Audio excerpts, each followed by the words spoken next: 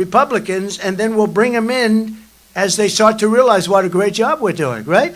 But why does he allow Democrats to come in and vote? It's ridiculous. But despite that, we're leading by a lot, and I think it's going to be a little bit like Iowa. We were leading by a lot, and then we broke this record, and some people were surprised, but I wasn't, because I saw the enthusiasm. We have the same enthusiasm here. And then we go to Nevada, where I think we're up 94 points.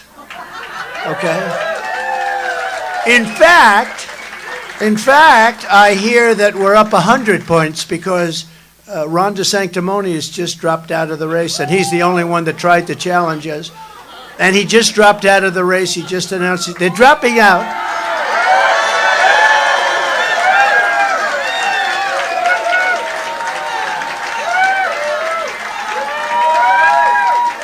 Well, wait a minute. You might have missed. This can only happen. I meant, when I say he dropped out of the race, he dropped out of the race in Nevada. No, I was wondering, and I sort of checked myself. I thought the applause was a little bit strong. No, he checked out. That's very funny.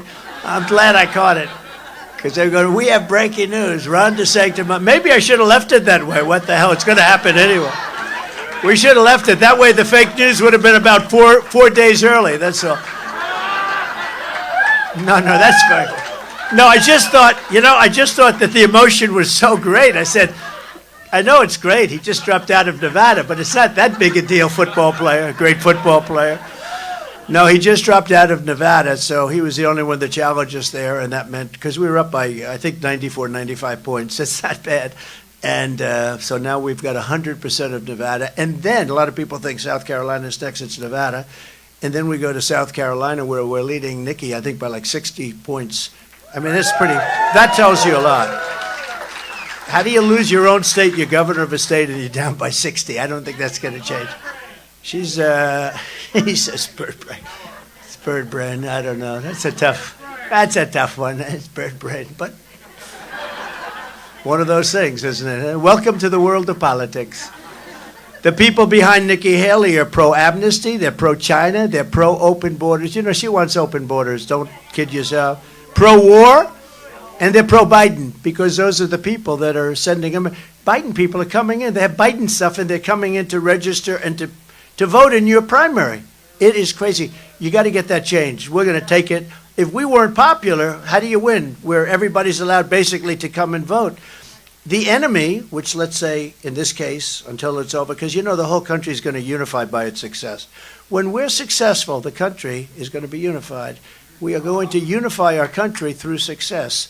But right now, we don't want Democrats voting in the Republican primary, Sununu. Sununu ought to do that instead of walking around with Nikki Haley, and her polls go down every day.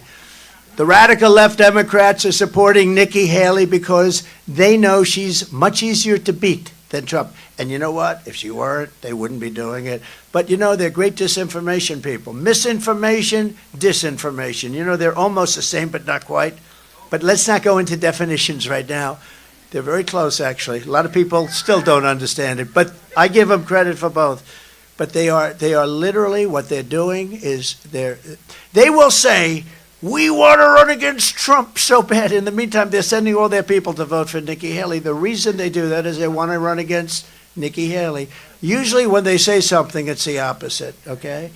And they're very good at it, too. They're good at cheating in elections and disinformation. She runs around with one poll from 3 months ago. It's 3 months old. In fact, the paper is frayed on the outside from her holding it up so much. You had to go. And it said she's 17 points up on Biden. But I'm the one that's up on Biden. That's the only poll she had that was good. And she's used that thing, and Fox puts it on. They all put it on. She's used it. They don't use the new polls where she's losing. She's losing to everybody. But we're winning to everybody. It just came out. We're 11 points up in Michigan. We're 9 points up in Pennsylvania. These are states that are hard. I won them in 2016. Again, I did much better with those states in 2020. But think of it. We're 11 points up in Michigan. You know why? The auto workers know that Biden sold them out. All the cars are going to be made in China based on what Biden did. How do you like what did he say? Now, this is an audience with all those cameras back there. I'm sure that's all right. That's a true fan. Who did that? Who said that? Let me see the hand. Oh, he's a tough-looking cookie. He can get away with it. You know what? He can get away with it, right? It's all right. You know, they're probably saying to their viewers that we'd like to excuse ourselves for that. In Iowa, nearly 50% of Haley voters said they plan to vote for Biden in November. Now, that means that she's like a Democrat. I actually think she might go to the Democrat Party. And I know very well, you have to stand. I really put her there because I wanted to make the lieutenant governor of South Carolina, Henry McMaster, is one of the best governors. And by the way, he really closed his, he took care of COVID. He got rid of it. He had it open. Ron had his Florida was closed and strongly closed. And he loved Fauci, just so you understand. I see where I was against Fauci. Yeah, like about 6 months later, he loved Fauci, and his state was totally closed. Henry McMaster, truly, he kept that state open, South Carolina, one of the great successes. If you look at South Dakota, I could name you 7 or 8 states that really did a job. They really did. But I made him the governor. He went from lieutenant governor to governor. That was about 90% of what I wanted with putting her into the United Nations. And I put her in. She can't negotiate. I'm telling you, she can't negotiate. She's a lousy negotiator. Other than that, she's wonderful. She's a wonderful person. But if she wins, Biden wins, and I'm telling you that, and that's why they're sending all of these Democrats in to run, and it's crazy, and you got to change that rule, that law that allows Democrats to come down, and also this one-day deal where they can walk in and just sign up right away, voter registration. You got to change this stuff, Sununu. Sununu's not doing his job. I'll tell you what, I think Sununu is right now unelectable in New Hampshire, okay? I think he's unelectable. And, he has a long history because his father actually treated me very well. I don't know what happened to the father. He's letting his son do this stuff. I don't know what happened to the father, but the father was okay. He was treating me pretty good. Actually, at the end, when I was winning everything, he treated me perfectly. Before, at the beginning, it wasn't that way, but he's got to straighten out his son because they have to straighten out voting in your state. And if they don't straighten it out, you're going to have some very unpleasant surprises. But it's not going to happen with us because we're leading by a lot, despite the fact they have Democrats voting because of Nikki Haley. So if you want a nominee who is endorsed by all of the rhinos, globalists, never Trumpers, and crooked Joe Biden's biggest donors, her biggest donors are backers of crooked Joe. Is Bill Gates endorsing? Oh, and then when he comes to the White House to kiss my ass, I got to remember that. He's always coming. Hello, I'm Bill Gates. Hello, Bill. How you doing, Bill? What's up? No, but if you like all of those things, including the rhinos, then she's your candidate. I'll tell you. If you want to defeat the radical left Democrats and save America, you vote for President Trump, and we're going to do it very quickly. We had it done. We're going to do it very quickly. Primary day, most importantly, is this Tuesday, January 23rd. It's amazing how it's upon us, right? It's upon us. We're going to have the 4 greatest years in the history of our country. And remember this, we had the greatest economy.